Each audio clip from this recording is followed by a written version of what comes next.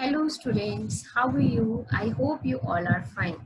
In the previous video, we have done the poem I Remember, and now in this video, we are going to do prose chapter My Dearest Lizzie by Jane Austen. Let us first talk about the author. Jane Austen, she born in 1775 and died in 1870, was an English novelist. She is one of the most well-known writers in English literature. Austen was educated at home and lived a secluded life. Secluded life means private life, a person who do not talk with many people and busy in only oneself. She wrote and published her novel anonymously. Anonymously means unremarkably. She wrote about the quiet life of small English towns and villages. And this chapter is also about a family that lived in a small town, in a small village. Let us talk first about the characters. Characters in this chapter. First, we have here the Bennet family. We have Mrs. Bennet and Mr. Bennet in this chapter. They both have their 5 daughters. The eldest one is Jane, after that Elizabeth, Lizzie, Mary, Catherine, and the youngest one is Lydia. And we have in this chapter Mr. Charles Bingley, a handsome young man who is impressed with Jane. Mr. Charles Bingley has 2 sisters. First one is Caroline Bingley. Second one is Georgiana Darcy. First one, the first sister, Caroline Bingley, is married with Mr. Hurst. And Charles Bingley also has a friend, his best friend. His name is Mr. Darcy. Bennet family lived in Longbourn, an estate located in Hertfordshire near the town of Marrick. They lived in a small town. My dearest Lizzie, let us know about this chapter. This is an extract from Jane Austen novel. Jane Austen has written a novel, Pride and Prejudice. Pride means joy and prejudice means biasness. And based on this novel, one movie is on our Bollywood. If you have ever seen this movie, acted by the famous actress Aishwarya Rai. It is based on this Jane Austen's novel. This extract is about Bennet family. Mrs. and Mr. Bennet, they both have their 5 daughters. They lived in Longbourn, an estate located in Hertfordshire near the town of Marrick. Unfortunately for the Bennets, if Mr. Bennet dies, their house will be inherited by a distant cousin whom they have never met. So the family's future happiness and security is dependent on the daughters making good marriages. Mrs. Bennet always preoccupies with finding wealthy and handsome husband for all her 5 daughters. This novel has been written in 17s. That time, women were not highly educated and not did any job. So their only motive is to find a handsome and wealthy husband so that they can secure their lives. When a healthy young man, Charles Bingley, takes a house nearby, Mrs. Bennet is overjoyed. Her eldest daughter, Jane, succeeds in impressing Mr. Bingley. She is invited to his place at Netherfield. There she falls ill and sends a letter to her family. There she wrote a letter to her family that she falls ill. And let us know more about this chapter one by one. I will explain you with the one extract so that it's easy for you to understand. My dearest Lizzie, Jane had not been gone long before it rained hard. She had not been gone long before when it started raining. Her sister were uneasy for her. Her sister, here is Elizabeth Lizzie. She felt uneasy. She has a tension for her sister Jane, but her mother was delighted.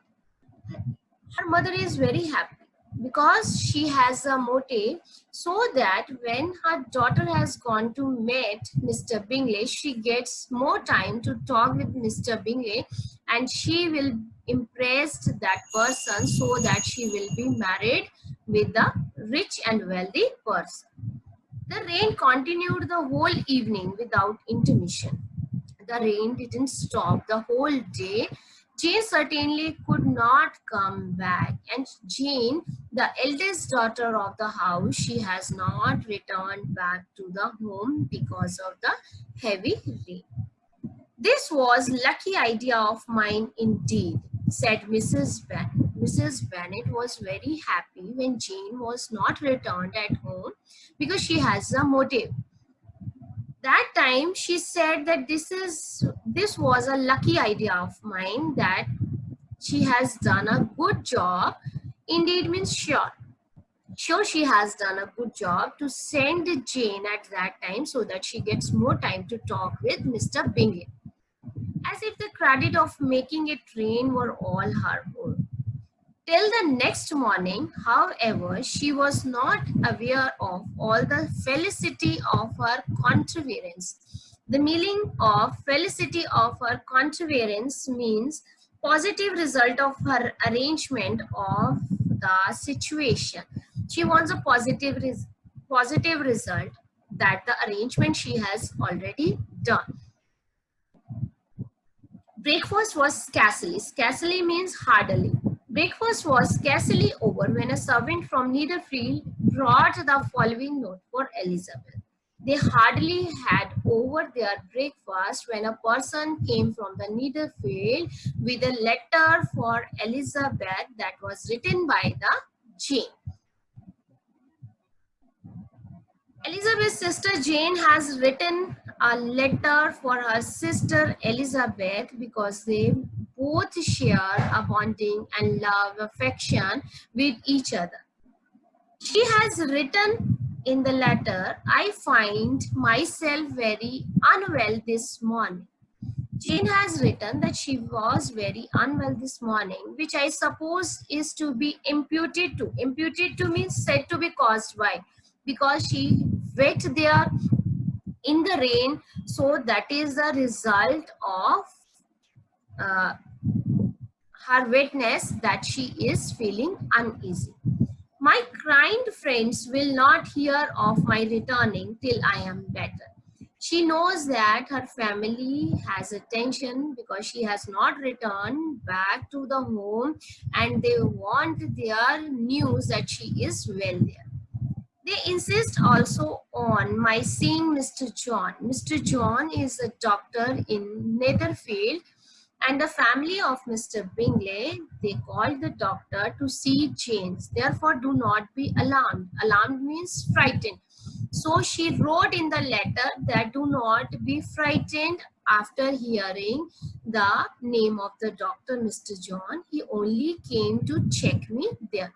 If you should hear of his having been to me, and accepting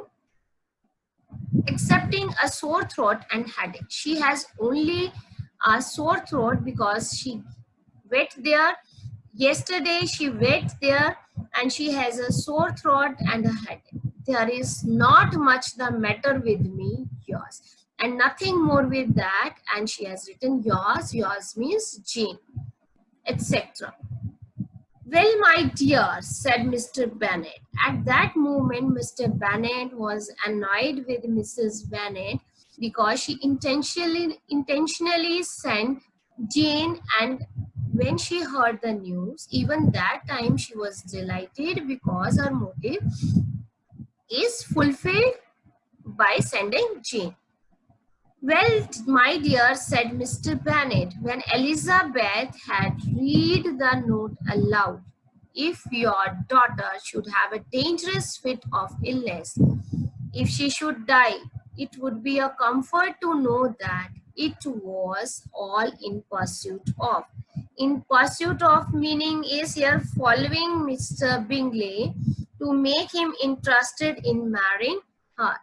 That time Mr. Bennet was annoyed with his wife, Mrs. Bennet, and he says it would be if it would be dangerous for your daughter if she falls ill there.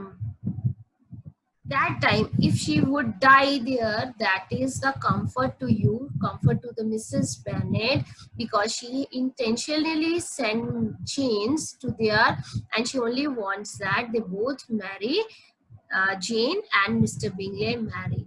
And that time she will felt joy after hearing this news. Mr. Bingley, and under your order.